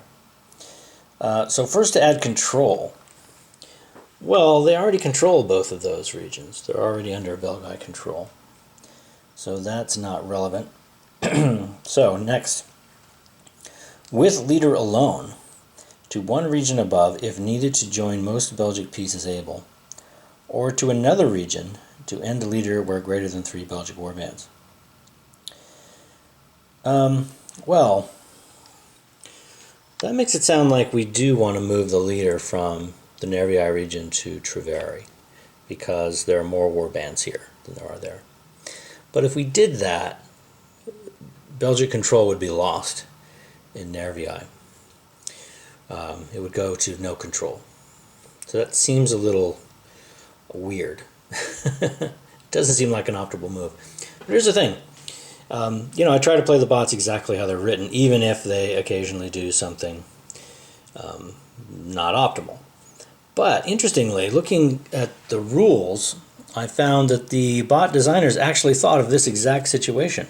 There's a note in the rule book, the rules describing these priorities a little more in detail. It says, note, the leader's move may result in the removal of Belgic control from a region. Period. That's it. Okay, so it might happen sometimes. So what? All right, well then, we're going to move the leader, Ambiorix, from Nervii to Treveri, and that will result in no control in Nervii now. Okay, so that's it for March. Okay, now they can do a free command as long as it's not march. And they can do it in one or the other or both of these. So now we'll go through the flowchart once again, just looking for any old command that they might want to do. Okay, the answer to this is still no. The answer to that's still no.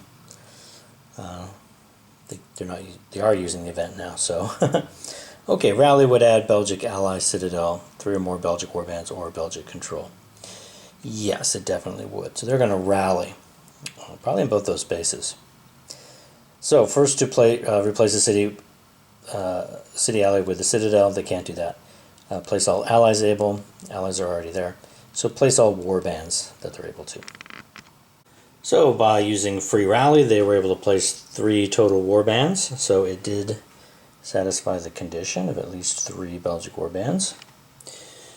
And they regained control of the Nervii region, although their leader isn't there anymore. Okay, that's it for the Belgic tribes. Now it's the Romans. Okay, so the Romans can do a full command and special ability. Let's go through their flowchart. Caesar or legion with enemy, ally, citadel, leader, or control, or where enemy battle or rampage now would force loss on legion or Caesar. Nope, still not true. Caesar and the legions are still in, well, Caesar's still in Provincia and all the legions are still up there in Britannia. There are no enemies in those areas. Okay, next. Enemy at 0 plus victory and Caesar with legions and 4 or more auxilia. No, neither of those are true. Romans by sequence of play may use the event. No, it's already been used. So 9 or more auxilia available. Yeah, there are exactly 9 available. So they will recruit. If would add 2 or more allies or 6 or more pieces total. It would add 6 or more pieces, so we'll do this. Build before recruit or scout after. Well, they can't build before because build requires that it be a space within 1 of Caesar, and it has to have Roman allies or have some Roman pieces. Well, nothing within 1 of Caesar has that except for Provincia, and there's no more building they can do there. They already have a fort, all the tribes are allies, so all the building they could possibly do is done there. Okay, so they're going to try to scout afterwards instead. So first they're going to place all the allies they can, then they'll place all the auxilias they can. So going up to recruit, they can do this in any region that's not devastated. If Roman control or Caesar, place a Roman ally, which is the first thing they want to do. But again, they've already placed all the allies they can in the places that they control. Actually, that's not an ally, that's dispersed. But anyway, they can't place a tribe on a dispersed tribe marker. Can't place an ally, excuse me. They don't have control in any of these other spaces. Okay. And Caesar's not there either. So they can't place any allies. Or if Roman leader, ally, or fort, place auxilia equaling leader, fort, plus allies, and a +1 of Provincia. Okay, they can definitely do that. They can place some auxilia on the map. So that's what they'll do.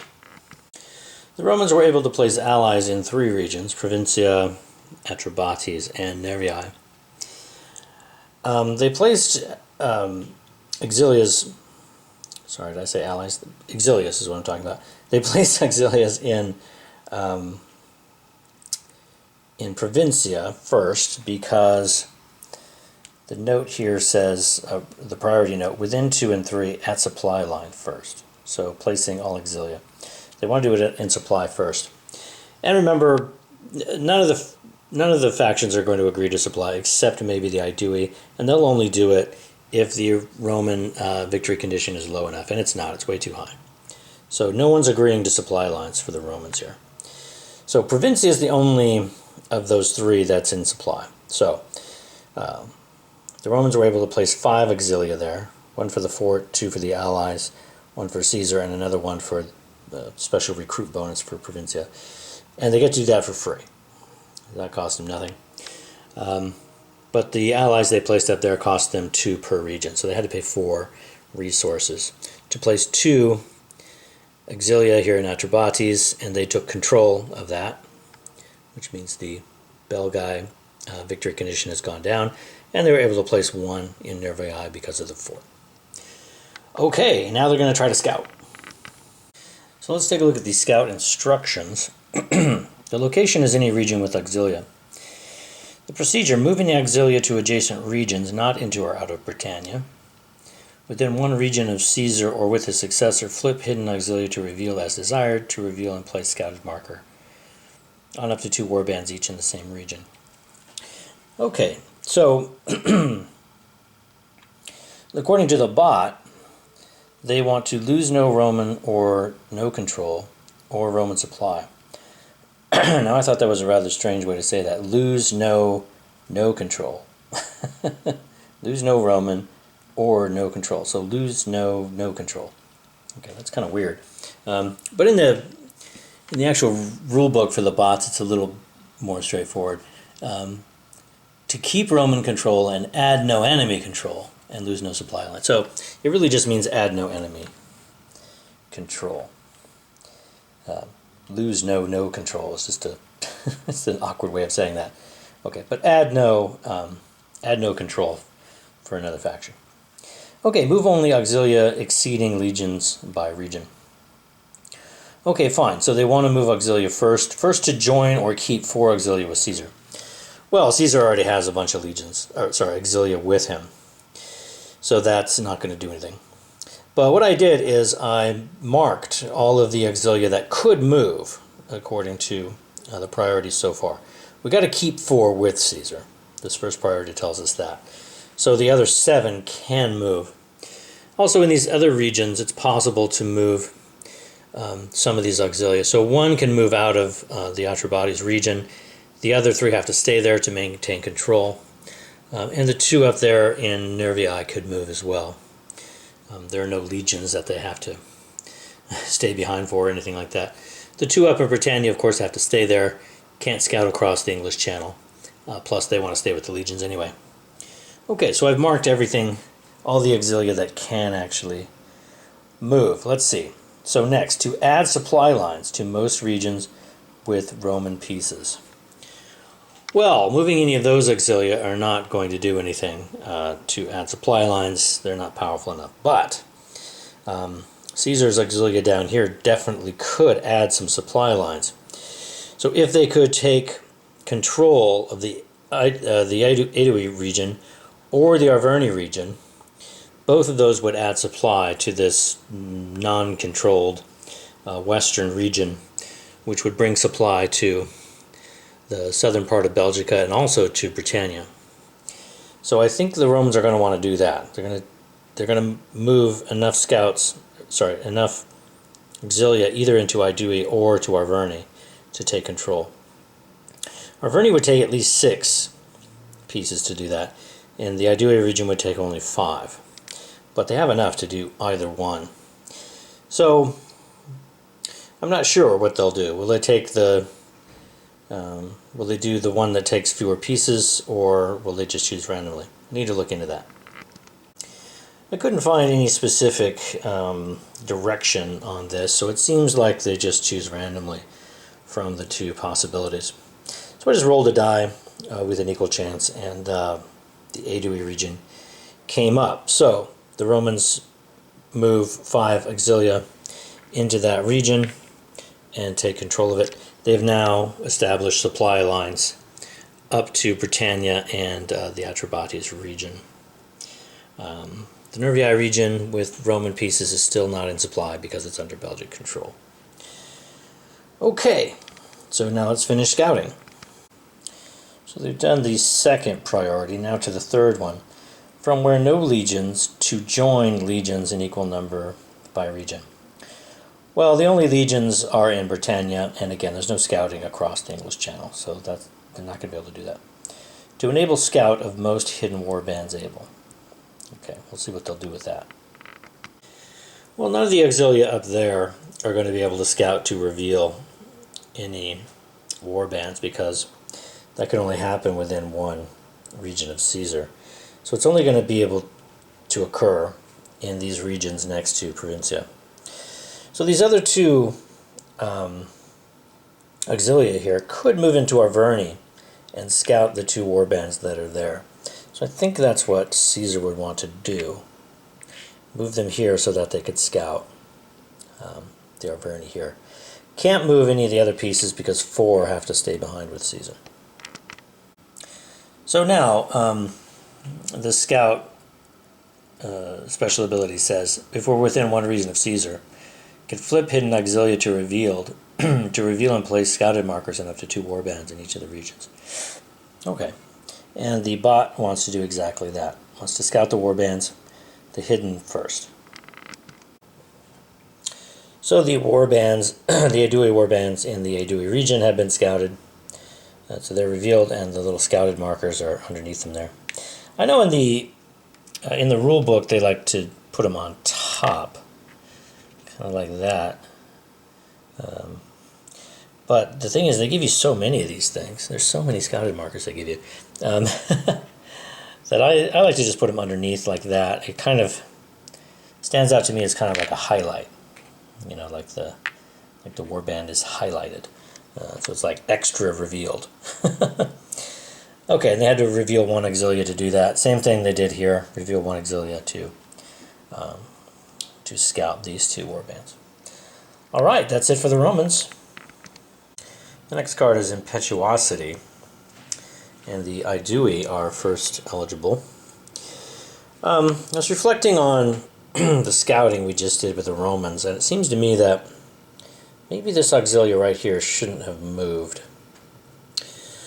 I mean, the instructions told us to move enough auxilia into the Aedui region in order to take control of it, so it made sense we had to move 5. But for this instruction, all we were told to do is move auxilia to enable scout of most hidden warbands able. So 1 auxilia would have been enough to scout the 2 warbands that are there. So I think this other one shouldn't have moved. So I'm going to put that back in Provincia. So looking at the Aedui bot instructions, they're first on upcoming but not the current card. No, that's not true. They're not first on the next card. They can use the event by the sequence of play, yes. Event ineffective or capability in final year or no Aedui. It is no Aedui. It has this sign, this symbol on it, right there. So yes, that is correct. So they don't want this event. Battle would force loss on enemy leader, ally, citadel, or legion. No. The only place the Aedui could even battle would be either in Mandubii, where there's 2 warbands. That's not enough to get through these warbands and start causing any damage to the allies, the Arverni allies there. And also these warbands here, but that couldn't cause any damage to a leader, an ally, citadel, or legion. So no. Okay. 0 to 4 Aedui warbands on the map. Yes, there are exactly 4. So that's true. So they're going to rally. First to replace the city with a citadel, then to place all the allies they can, then to place all the warbands they can. Looks like the Aedui are not going to be able to do very much here. They need control in order to place an ally in a tribe. They don't have control anywhere right now. The Romans took control of their home region. So they don't have control anywhere. So they're not going to be able to do that. They can place warbands in the Aedui region because they have a citadel there. Also, it's their home region, so they can place one there anyway. They don't have any allied cities that could change into a citadel. So it looks like the only thing they're going to be able to do is place a single ally in the Aedui region. That's it. It cost them 1 resource to place that ally using rally, and it took away the Roman control of that space. That still maintains supply lines up here for now, though, for the Romans. Okay, so now the Aedui want to find a special ability. They'd like to trade, but these conditions are not satisfied.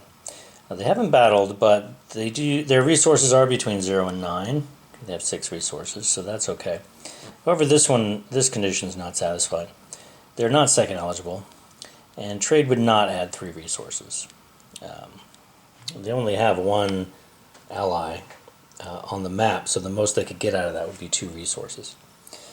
Okay, so they're not going to do that. They're instead going to suborn in 1 region or in each of 2 regions if unshaded convictolitavis. Convictolitavis. Okay, that is not in play. All right, so 1 region. So they'd like to place an ally first of all. And then if none, remove an enemy ally, then place all warbands they can, then remove most enemy warbands they can, then remove auxilia. Okay, so let's look at suborn. They can do it in any region with hidden Idui warbands. Okay, well there's 2 such regions. There's the Mandubi region and there's the Idui region. They just placed a hidden warband there. Okay. Cost them 3 resources per ally or 1 per other piece. So they have to pay for this. Place and or remove up to 3 pieces there total. Any faction. At most 1 piece may be an allied tribe, not a citadel. Place an ally at subdued only. Others must be warbands and or auxilia. Okay, so they can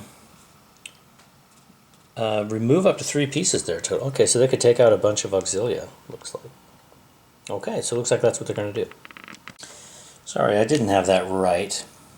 They're actually going to place their own warbands there, going by these priorities. They can't place an ally, there's no space for it. They can't remove an enemy ally because there isn't one.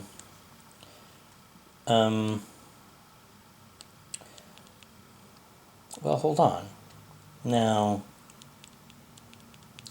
they could remove an enemy ally from the Mandubi region. Yeah, they could do that.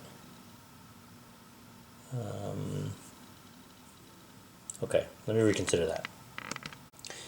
Okay, so on further consideration, it seems that the Idui do choose Mandubii as their location because they want to prioritize removing an enemy ally over removing auxilia. Removing auxilia are way down here, so they don't want to choose the Idui region. That would only remove auxilia. So they removed an ally. They just chose randomly between the 2 they could remove, and so the Simone's ally was removed, and then they added 2 warbands, since that's the next priority, is to place all Idui warbands able. Okay, and suborn only allows removing 1 ally, so they couldn't remove the other one. So they had to pay 2 for removing the ally and 1 each for adding 2 of their own warbands there. So that cost them 4 in total. They're now down to 2 resources. By the way, I forgot to mention that because the leader is in play, Tvikiakis, the special ability can only be done where the leader is or in an adjacent space. So Mandubii is adjacent to the leader, so it's okay. They can do that. Alright, the Arverni are up next. They can take the event or do a limited command now, since the Idui took a command in special activity. Okay, so let's check out their flowcharts, see what they want to do. This is still false. There aren't enough warbands on the board, and Vercingetorix is still not on the board. They may use the event. Yes, they could use the event. It's an effective capability in final year or no Arverni. Okay, we have to check out the event and see what it says. So, impetuosity, they would want the shaded part. Free march 1 group of your hidden warbands, no leader. That group then may free battle alone. Okay, we notice we do have the laurels here, so there are special instructions for this if the Arverni are going to take it. Okay, so they could take it. It would be effective. Yeah, it would be effective. Okay, so they're going to roll and see if they'll take it. They rolled a 1, so that means that they will take it. We'll have to see the instructions because it has the laurels on it. So let's check that out. So here are the special instructions for this card, Impetuosity. Move as many warbands and leader, if applicable, as possible to take Arverni control of a region with player pieces, Roman, then Aedui, then Belgae, then battle that player there. Okay, so if they're going to use March, then we need to use the flowchart to figure out how they'll do it. So I went through the flowchart once again. It ended up on this version of March. It says from fewest regions able, leave one Arverni warband each region, lose no Arverni control. Okay, because of the lose no Arverni control, this now becomes an ineffective event. It won't do anything. Because it says free march one group of your hidden warbands. Alright, so these two are not hidden, so they wouldn't move. The only group of hidden warbands is here in Mandubii, and if we move even one of them, they would lose control there. So they can't move any of those by the priorities for March, so this is an ineffective event, so they won't take it. So this turned out to be an ineffective event after all. So we return to there and carry on. 0 to 8 Arverni warbands on the map. Yes, that's still true. There's still only 5. So they want to rally. Play Citadel's allies and most warbands. They're finally in a position, I think, to put a bunch of warbands on the board. So let's see what happens. Actually, never mind. I forgot that the Arverni have no resources. Rallying always costs resources. So that's not going to work. Alright, so they'll carry on. March. Well, March also requires resources. Okay, so they're not going to do that either. Okay, maybe raid. Here's where they can gain some resources. So they'll do this if they can gain at least 2 resources. Otherwise they'll pass and take the free resource there. Okay, so let's see if they'll do this. So here are the raid instructions. Must be a region with hidden Arverni. It doesn't cost anything. Reveal 1 to 2 hidden Arverni per region. For each, either add 1 resource, if it's not devastated, or take 1 resource from a faction there that has no citadel or fort. Well, the only region that has underground warbands is Mandubii. So that's a potential place. So they want to take resources from a faction. Romans, Aedui, Belgae. Okay, so the Aedui are there. So could they take at least 2 resources from them? Yes, because they could reveal 1 to 2, and for each one take 1 resource. As long as that faction has no citadel or fort, and they don't. The Aedui have no citadel or fort. Okay, so reveal 2, and they'll take 2 from the Aedui. The Aedui have exactly 2, so they'll just switch positions there. Okay, so that is the limited command for the Arverni. So the next card is Opida, and we see the winter card showing on the top of the deck. So winter quarters coming soon. That means we're now in frost and March is not allowed. Okay, well the Belgae are up first, so we'll see what they want to do. So this is still no. Ambiorix is not with non-German enemies at all. And we don't have 4 or more Belgic warbands with an ally citadel, legion, or 4 or more pieces, so no.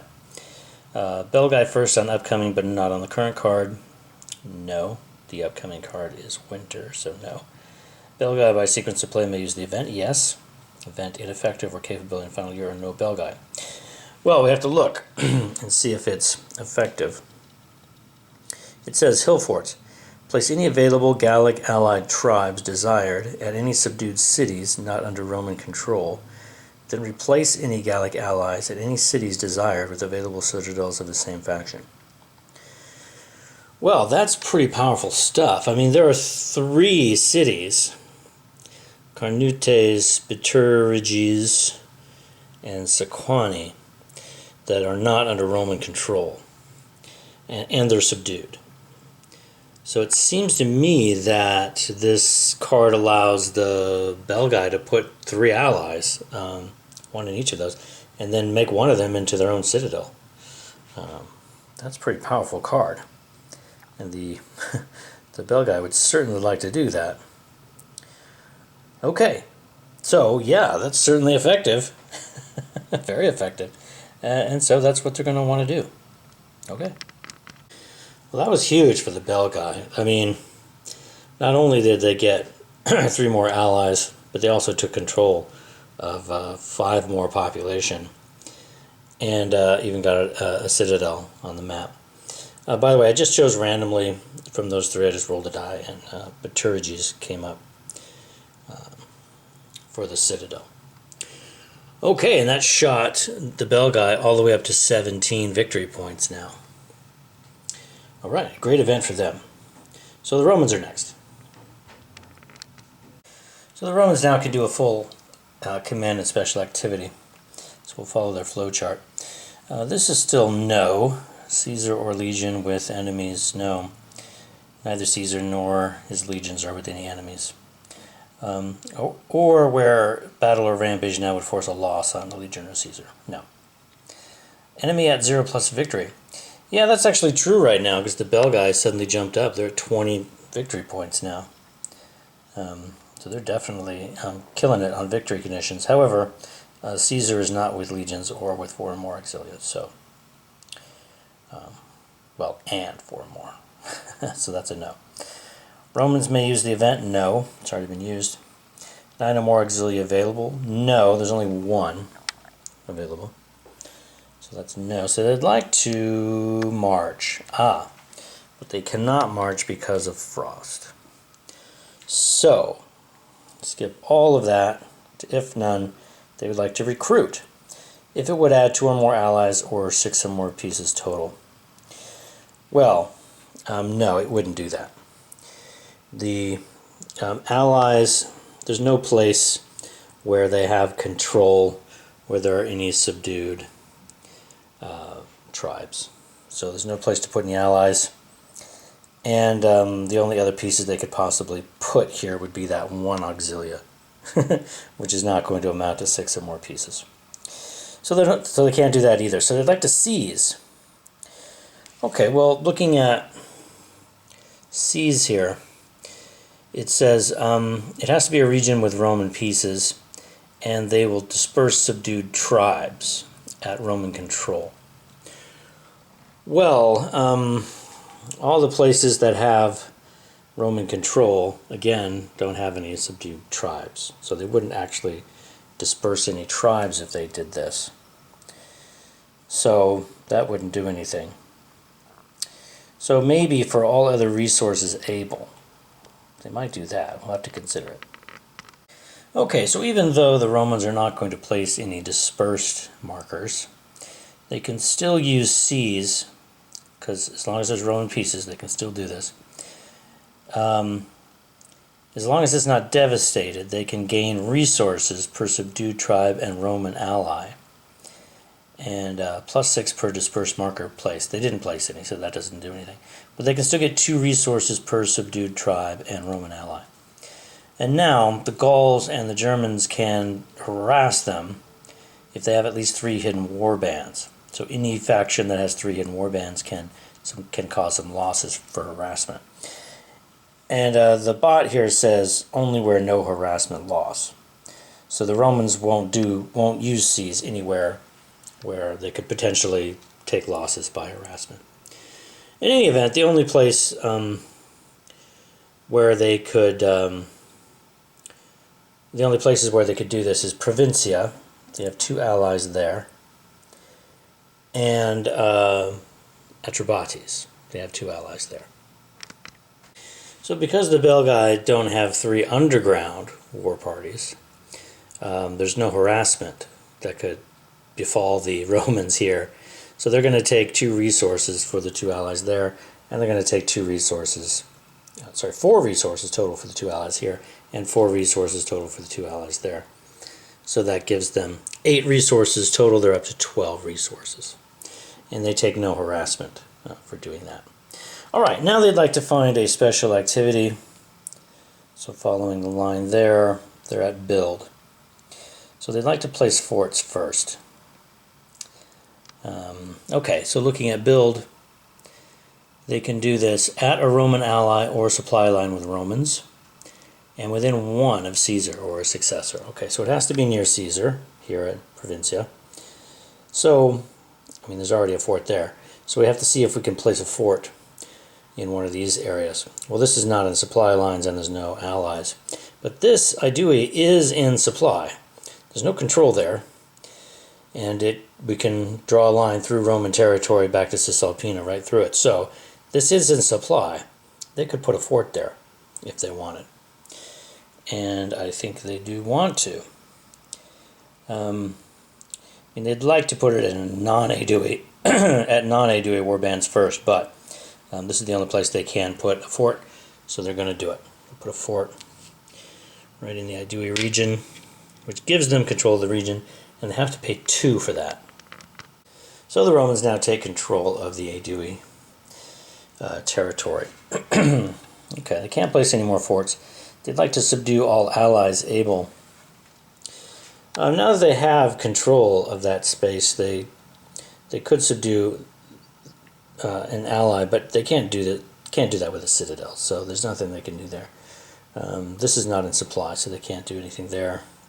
They can't do anything there. Okay, so I think that's all they're going to be able to do with build. Yeah, they can't place allies either. Okay, so that's the end of the Roman turn. Okay, it's time for the winter round. Because of our setup, we're supposed to skip the first 2.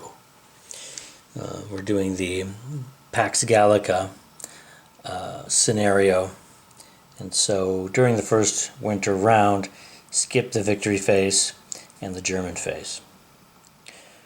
Okay. At the start of the harvest phase, the Romans placed the 3 regions from the winter track into any Belgica region. At the start of the Senate phase, instead of shifting the Senate, put its marker at intrigue. And beginning that spring phase, the Arverni may at any time place Vercingetorix from the spring box into any region, symbol up.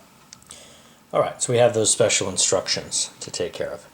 So victory and Germans we are skipping over. We go right to quarters. Alright, adjust control as needed. Factions may transfer resources during this phase. Okay, Germanic warbands in devastated regions without German ally relocate to a random Germania region.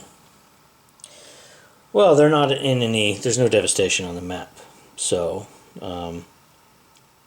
that doesn't do anything. Right, it just says in devastated regions without German ally. Okay, so that doesn't do anything. Next, the Belgae, then the Aedui, then the Arverni may move warbands and leader to adjacent undevastated regions that they or another faction that agrees control. Then roll a die for each warband that they have in devastated regions without their own ally or citadel and remove it on a roll of 1 to 3. Alright, so we have to figure out what the bots want to do with that. So here are the instructions on the Belgae flow chart. It says quarters. Leave devastated if no ally or citadel. Well, there's no devastation on the map, so that doesn't matter. Move leader / warband group to join most in next to most regions with Belgae able. Leave 1+ warbands and enough to keep control. Well, I found that all mysterious enough to warrant going to the rule book for a little more detailed look at it. So this says they move their leader and or one group of warbands so as to join the leader with the largest group of Belgic warbands able. Within that, to get or keep the leader within one region of the most regions with Belgic forces able. They leave behind at least one warband and at least the number of warbands needed to retain any Belgic control. Okay. So I think that they can move the leader together with a set of warbands, or they could just move one set of warbands to the leader. If I'm understanding this right. As it says, move their leader and or one group of warbands. So does that group have to be with the leader? You know, could I move the leader over here and then move a group of warbands there? Not exactly sure. I have to think about this. So here's what I did. I marked all the warbands that can move, in keeping with the instructions we're given. They have to leave behind at least one warband, and if they have control, they have to leave behind enough to keep control. So they can't move any of these warbands up here in Nullitaire, for example, because they're maintaining control. Okay, we also know that we can only move one group of warbands. So I think what that means is we can move the leader, and then we can move any one group of warbands. I think that's what it means. And okay, so we also know that we want the leader to end up in a region that's adjacent to the most regions possible that have Belgic forces. And I actually looked this up. The word forces, the word forces refers to does include allies and citadels. Okay, so it seems to me that the Belgae either want to end up with the leader here in Atrebates or here in Treveri. And the reason is because there are 4 adjacent areas, regions, that have Belgic forces to both of those. So they're tied in that regard.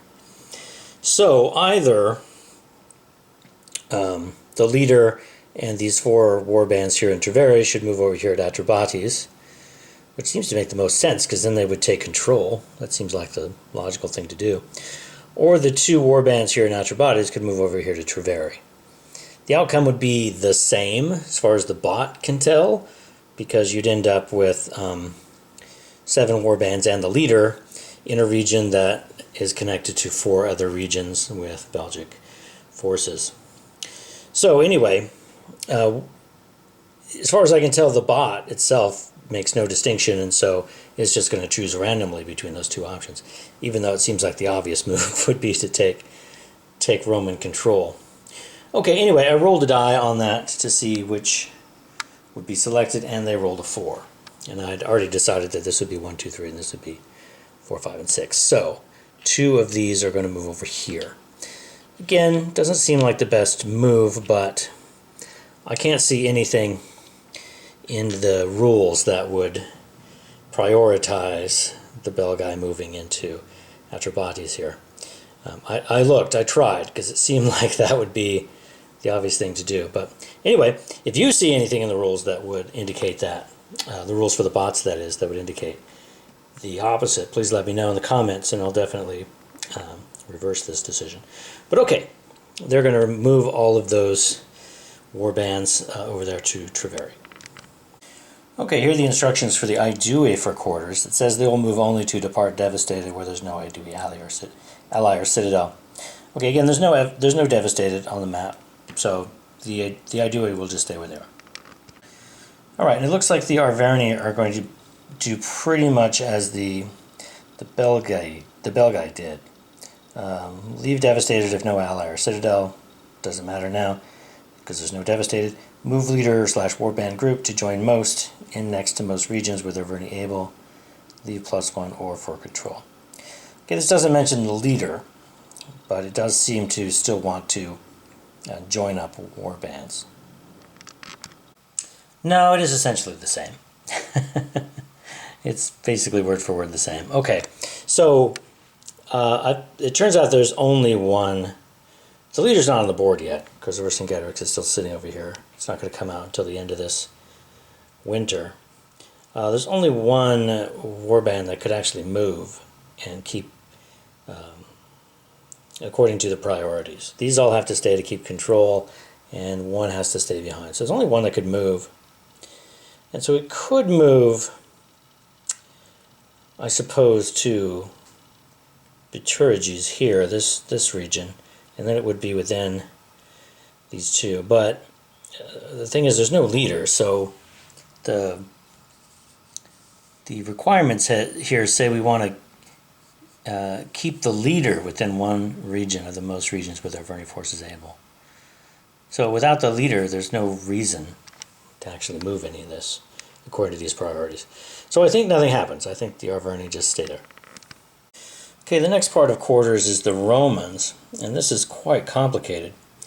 So we're going to have to move through it a little bit at a time. So the Romans may move legions, auxilia, and leader to adjacent, undevastated regions with Roman or an agreeing faction's control. Okay, so let's see about that first. Actually, it looks like the way the bot handles this is more holistic, so we're going to have to look at this whole thing. I was thinking it would do it step by step, but it doesn't really. Okay, so they may move legions, auxilia, and leader to an adjacent undevastated region with Roman or an agreeing faction's control. Then they may move legions / auxilia in supply lines. Then leader from any region to Provincia. Okay, finally, for each legion and auxilia outside of Provincia, they must either, except for one piece with each Roman ally and fort, pay to keep it in place, 1 resource if a region with Roman ally, 2 resources if not, or twice that amount if it's devastated. Or roll a die and remove the piece on a 1 to 3. So, in any case, it's going to be very costly to leave any pieces outside of Provincia over the winter, except for 1 auxilia for each ally and fort. So with that in mind, that's the way the bot thinks about it. During the quarters phase, the non-player Romans keep 1 auxilia at each fort and Roman ally. The Roman leader, all legions, and all other auxilia that are able to reach Provincia, including by first moving to an adjacent supply line, move to Provincia. The Romans then pay resources for all pieces necessary to avoid removal rolls, starting with those at Roman allies, then those with no devastation, finally those at devastation last. Okay, so the Romans are in a tough spot here, really, because the Belgae cut off the supply line right here when they put those allies in those cities. I mean, the Romans had a supply line going through these uncontrolled regions in the west.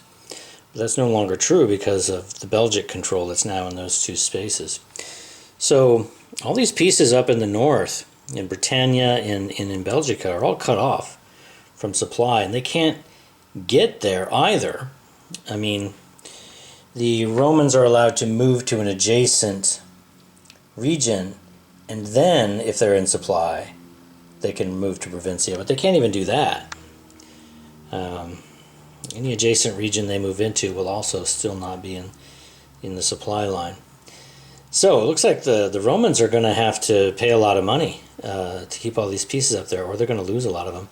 And they've only got 10 resources available right now. So let's see what happens. Okay, so I've marked all the pieces that the Romans have to account for. Because there's 2 allies here, there's 2 pieces that get to stay there over the winter without paying, but there's 2 extra here that need to be taken care of. There's 1 that gets to stay with the fort, so that's fine, but there's 1 other one there that needs to be accounted for. And up here in Britannia, all of these pieces are out of supply for the winter, so the Romans are going to have to take care of them too. Okay, so we're told to deal with the ones that are with allies first because they are cheaper. They only cost 1 each. So they'll pay for those 2 here in Atrobates. Okay, so that's good. And now they've got 8 resources left to pay for everything else, or they're going to have to roll. Because the rules tell us that for placing, moving, and removing pieces, these are generic rules for the bots. Because they tell us that the bots should always prioritize leaders, then legions, then citadels or forts, then allied tribes and cities, or at Remy, then other allied tribes, then hidden before revealed, before scouted, enemy warbands or auxilia. Take losses on or remove on pieces in the reverse order. So I assume take losses on or remove on pieces in the reverse order applies to this as well. So that makes me think that they want to prioritize the legions, which makes good sense, right? The legions are more valuable. So I think they'll spend the 8 resources they have to pay for 4 of these legions in Britannia. Okay, so they have 1 legion left to deal with there, 2 auxilia, and then they have the 1 auxilia over here in Nervii. So they're going to have to roll for all of those and try to get lucky. And they did get extremely lucky. They didn't roll less than a 4 on any of them. So all of the Romans survived the winter. So all of the legions are still in Britannia with the 2 auxilia, and there's still 2 auxilia there with that fort. Okay, we now move on to the harvest phase. So remember, at the beginning of the harvest phase, we have to place those 3 legions in some region of Belgica. As far as I can tell, there was no priorities for the bots, so I just rolled a die to choose one randomly, and they selected the Atrebates region, which they already control. So they plopped 3 more legions in there. So it's now the harvest phase. Each faction adds resources. Factions may transfer resources during this phase. So the Romans add Roman resources equal to the current Roman victory score, which is 12 currently, and they have 0 resources now, so they'll just jump right up to there. Okay. And all the Gauls add Gallic resources equal to 2 times the number of each faction's allied tribes and citadels. So for the Belgae, that's going to be huge. They've got 10, so they're going to get 20, plus the 2 they already had puts them way up there at 22. They do just have 1, so they'll get 2 resources for that. And the Arverni have 5, so they'll pick up 10 to add to the 2 they already have, so they're at 12. And now the Aedui River tolls. They get another 4 resources automatically. So they are now at 6. Okay, the Senate phase is next, and because of our special instructions, instead of Senate shift, the Senate marker simply gets moved to intrigue on the Senate track. The next part is legions. 1/2 of the fallen legions remain in the box, the rest go into the legions track. Then place any legions from the legions track at or above the Roman Senate marker into Provincia. Alright, well there aren't any fallen legions, so then nothing happens there, and there are no legions at or above the marker to go in Provincia, so nothing happens there. Okay, Auxilia next. If the Roman leader is in Provincia, and he is, place 3 available Auxilia into Provincia if the Senate is in uproar, 4 if intrigue, 5 if adulation. Well, there's only 1 available anyway, so that'll just go into Provincia.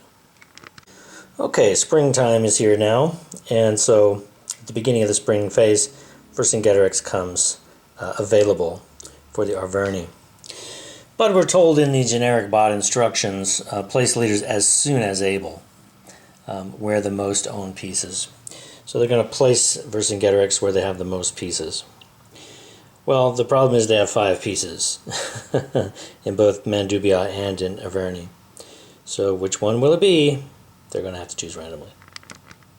They rolled a 6, which means I had 1, 2, 3, 4, 5, 6. So that means the leader goes into Arverni. Okay, let's follow the instructions for spring. Factions place any successor leaders from available onto the map with their peace or home region rally or recruit symbol. Okay, there are no other successor leaders available. Move all remaining falling legions onto the legions track. There are none. Remove all devastated and dispersed gathering markers. There are none. Then flip dispersed tribe markers to dispersed gathering. Okay, there are 2 of those. So this one here is now going to be dispersed gathering. And this one here is now dispersed gathering. Alright. Remove all scouted markers. Then flip all warbands and auxilia to hidden. All factions eligible play the next card. Okay, one little thing that I seem to have forgotten, is this little auxilia down here in the Arverni area. That's clearly not in supply because it's under Arverni control. So during the quarters round, that should have moved into supply, and then, having done that, move back to Provincia. Okay, so that's where that should have gone. All right, so I think that takes care of everything. We're done with the first winter quarters, and we're ready to move on to the next year. But I'll end this video here, and we will take it up next time. I hope to see you then.